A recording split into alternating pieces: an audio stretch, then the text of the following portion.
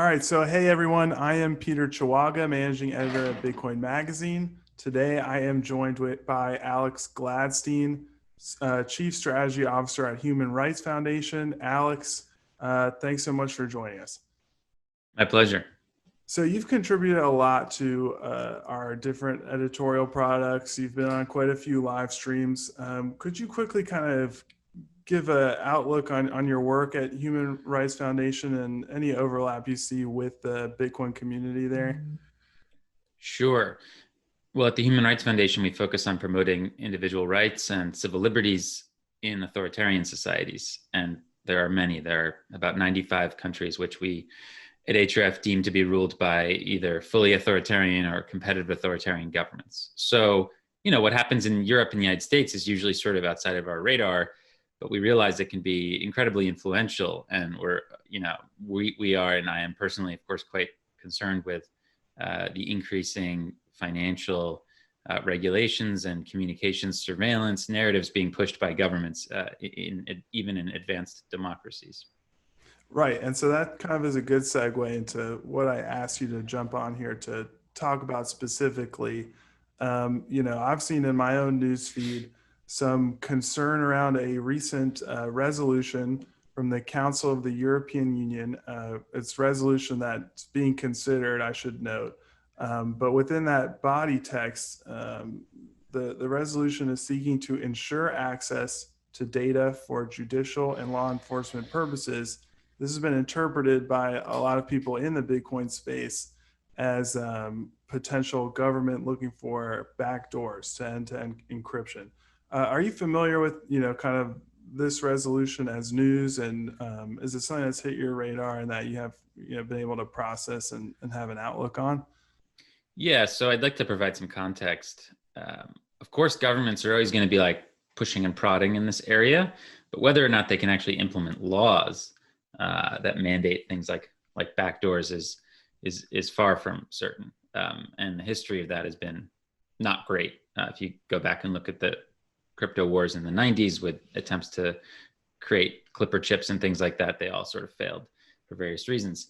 So what you have today is essentially a statement from one of the lawmaking bodies in the EU. So the EU has two lawmaking bodies. They have a council, of which Germany is the president at the moment of, and which sort of represents the interests of each state at an executive point of view. And then you have the parliament, which is filled with what are called MEPs, or members of European Parliament, that are elected by the people in each country to serve, in the European Parliament.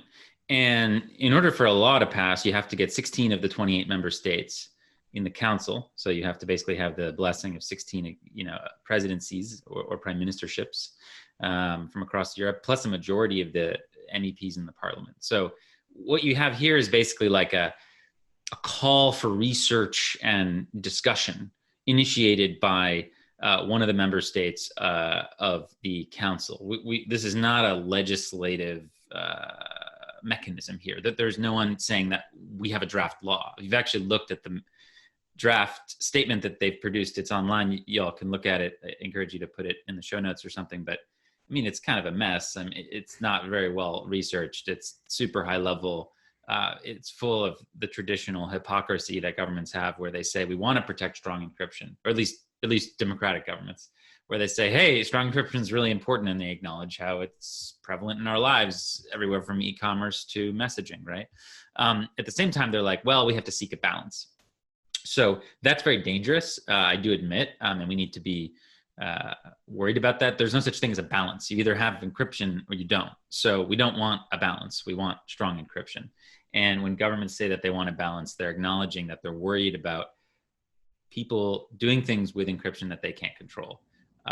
From a civil liberties perspective, from my perspective, that's its intention, and that's what it gives us, is a check on their power. So encryption and moving along Bitcoin, are both things that are going to check the power of these elected governments or unelected governments.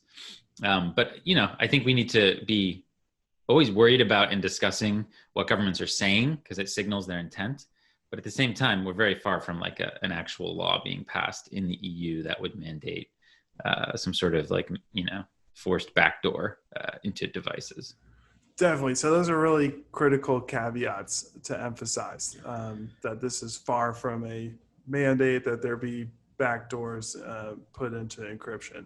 But as you say, this is a signal that on some level, some aspect of the EU, some parties involved in making regulatory decisions are signaling that they do want a balance that includes the ability for them to access data that's encrypted when they want. Is this, and it's a trend that, you know, I personally have seen without being an expert, but it seems to come up. For instance, you know, if authorities here in the U.S. get their hands on an iPhone that was held by a criminal, they request the ability to break into Yeah. it from Apple, for instance. So as a trend that's growing, that seems to be growing, if in any particular direction, the idea that these encryption backdoors or access to data from authorities, that idea has certainly not gone away. I feel like I see it more often than I used to, although that's anecdotal. But as a trend, you know, from your perspective at the Human Rights Foundation, how would you kind of want our audience to, what kind of nuance would you want them to bring when they think about kind of this general trend, not specifically necessarily the EU action that we're talking about here? Right. Well, if you read this sort of draft statement, what they suggest their plan is to join forces with the tech industry is what they've said here. And essentially, I think what they're getting at is that they'd like a scenario where they can sort of screen messages, you know, within an app before they're sent. So, you know, they want that software backdoor, which I don't think they're going to get. I mean, you know, if you looked at what Apple did, you know, Tim Cook was lionized, obviously, for refusing to hand over the, you know, master key to help solve a crime in San Bernardino, which captured the attention of the American public, right? So it's not quite clear that tech companies are going to undermine their value proposition and openly give the government, you know, access to everybody's messages. In fact, that would be totally unconstitutional. And we, of course, went through this many times after the Snowden leaks, where we saw that telecoms were doing this, and, you know, there was a huge backlash, and that spurred the rise of users wanting to actually encrypt their messages because they realized they were being spied on, right? So that's one of the reasons why Signal is so popular, and one of the reasons why WhatsApp ended up adopting end-to-end encryption, et cetera, et cetera, et cetera. So I think that governments see that the easiest way to do it, and as they're saying in the statement, would be to join forces with the tech industry, but that won't be so easy. Even in China, which is, of course, a communist authoritarian state, the CCP, the Chinese Communist Party, does not have it so easy with the big titans over there, the tech titans. At the end of the day, yes, they're like going to be subservient, but they put up a fight. I mean, as you're seeing now, that you know, the government wasn't very happy with what was going to happen with Ant Group, and you know, paused its fundraise, right? You've seen even in China scrapping between. If you actually read the financial literature in the FT, which does a great job of reporting the tension between the Chinese tech companies and the Chinese government, you know, there are a lot of times the Chinese government wants stuff that tech companies there have, and they don't really want to give it to them for different reasons. So even in the world's most sort of like authoritarian places, tech companies want sort of some sort of independence, right? So, you know, maybe this statement in Europe was meant as a warning of some kind to the tech industry, saying, hey, we're going to be coming after you. We're going to be coming to you to seek meetings to figure out how we can get involved with your customers and learn about the data that you guys have internally. But, you know, look, I don't think that's necessarily something that's going to happen. But we could take a very cautious, sort of pessimistic view of this whole thing. I mean, you know, we're all pretty jaded. We've seen unconstitutional spying in at least in the United States in a big way, with hundreds of millions of, you know, almost every American who has a device was spied on in some way in the 2000s and during the War on Terror. And a lot of that, you know, it's not clear how much of that continues today, but we could take kind of the pessimistic view and say, hey, we're just going to encrypt our messages so that there can't be any messing around.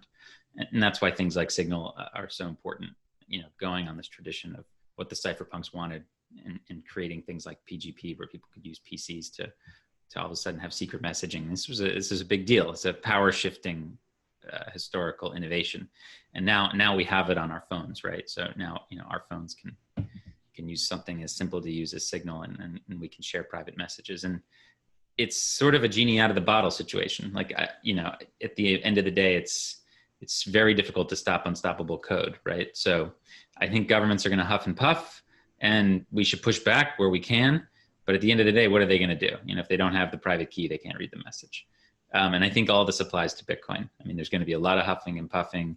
I mean, there's going to be a lot of threats. There's going to be a lot of statements like you just saw today coming out of the FATF, which is sort of a, unelected alphabet soup organization that has some influence, in countries like the United States when they make statements about things like the travel rule, where they want every single payment that goes from one financial institution to another to have to bring with it all sorts of information about that person who made the payment.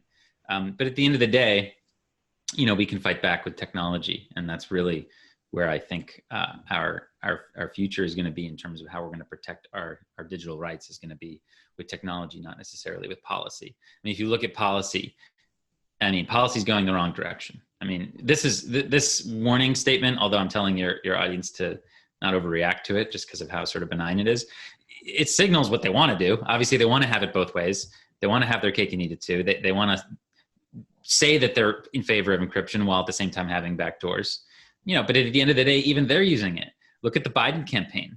The Biden campaign used Signal. I mean, it's what are they going to do? Get into the get into the White House and then try and overturn that? I mean, you have people who once you have people who use something in their daily life and they appreciate it, it's going to be tough to overturn. So I think in a lot of ways the genie's out of the bottle with encrypted messaging, and I think that we should be concerned about statements like this, but we should be confident that the technology can repel a lot of this. And Bitcoin is the same with regard to all these new financial regulations and restrictions. It's going to allow us to have this incredible tool that can really push back and allow us to have the digital cash that the cypherpunks dreamed of, and that can be a very powerful repellent against this increasing surveillance state. Yeah. So for better or worse, even this relatively benign statement, I think, has raised concern among privacy-focused people. I think that you've mentioned something that people with that concern can do is actively use encrypted messaging, can leverage tools like Bitcoin. What would you say are some other steps that people who get concerned when they hear this kind of message from a government body can do to preserve privacy, to encourage the creation of more privacy technologies and things like that? It depends on who you are, but everybody can start using apps like Signal. I mean, the more conversations you onload to apps like Signal, the less the government has at their disposal. The more that you self-custody your Bitcoin and use privacy technology like coin joins, etc., to help establish financial privacy for yourself, the less they have on us. And at the end of the day, I'm not an anarchist. I believe in that government plays a vital role in our world and always will. But these technologies really provide a really good balance, of power in terms of checking the power of these governments. And we can prevent their excesses by establishing our individual sovereignty in these areas. So I think people can encrypt their messaging. I think people can start, exerting control over some of their money. I think these two things are really, really powerful. Don't use spyware, like don't use WeChat. Try to get off, for sensitive messaging stuff, try to get off some of these platforms. I think most of us realize that these platforms are a lot of these social media platforms are marketing platforms, and we want to be visible and open, with what we put on there. So that's sort of a choice we make. But, for private messaging, get onto platforms that you can trust a little bit more. And, certainly looking at systems like Lightning, which could really help, I think, in many ways, allow us to make small payments in a private manner to people who might be deplatformed, or, make small payments to people who might be behind the enemy lines, if you're talking about how governments view each other. I think that's really important to look at as well. So maybe invest in that ecosystem, at least invest some knowledge and learning about what's happening there, so that we can be free in the future to donate to things and buy things, without having to ask government permission. I think that's, again, the dream of the cypherpunks. I think we can live some of it here. Definitely. So I think one last question I wanted to ask you. So personal choice to use, privacy-based, privacy-preserving technology. It feels a little bit like preaching to the choir, and you're such an outspoken advocate with such good perspective on this. Do you have any advice for instance, for me, someone who feels that I take steps personally to, obscure the things I want to obscure from the government, but feel that some people that I know who aren't as tech savvy, who aren't indoctrinated kind of into the Bitcoin space, maybe don't realize or aren't taking the steps I'd really encourage them to. Any advice you could give in sort of helping people red pill a little bit, helping people realize that as benign as a statement like this is, that there are reasons that it raises some concerns with other people. Anything I can take away to kind of encourage people outside of our feedback loop a little bit to take this a little bit more seriously. Yeah. So one thing I wanted to say is that most of your audience, I think, lives in Europe and the United States, or some other electoral democracy like Japan or Korea or maybe Costa Rica, etc. They have a lot of rights and freedoms that maybe they're jaded about, maybe they don't use them, but ultimately, I mean, these are the sort of lucky people on earth who actually could still conceivably push back and stop things like this from happening at a policy level. It's not possible to do in China or Russia. Like, you don't have, when one of these governments that rules by decree wants to do something like this, they just do it. In Europe, there's they send out a signal and then there's a debate, and then all of a sudden, okay, the government's got to hear from the civil society and the media is going to write stories about it. This is a very healthy process, and this prevents government excess. And we have whistleblowers, and they come out and we shame the government and we stop certain activities they do. It doesn't work perfectly, but it's a very important mechanism, and that just doesn't exist in dictatorships and authoritarian regimes where billions of people live. So, if you're coming from a country where you could stand up for your rights, maybe you want to think about supporting an organization like EFF or Coin Center or something like that. Maybe that's a wise thing to do, or get involved yourself, make some calls, put together a movement. I mean, these are things that can work in democracies. They cannot work in dictatorships. So, I mean, maybe take advantage of some of the rights you still have.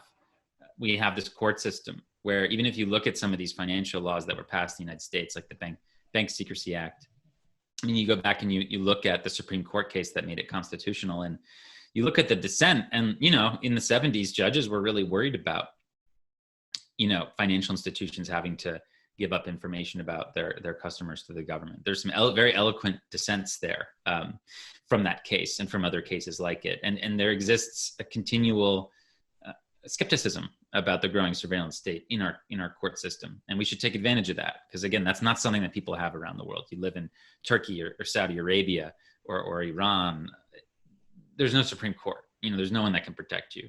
So for the folks that do have the chance to go out, I mean, you can take action.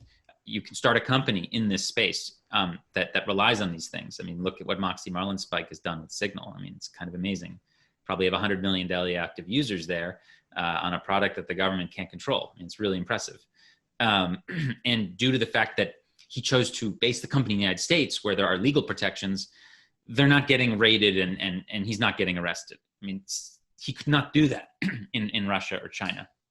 He'd be arrested immediately. So I think we need to take advantage of some of the rights and liberties that we still have here in these democratic societies, make these companies, push the technology as far as we can, put pressure on the courts, fund civil society organizations that'll protect us, while knowing at the same time that most people on earth don't have those privileges, and their only hope is the technology.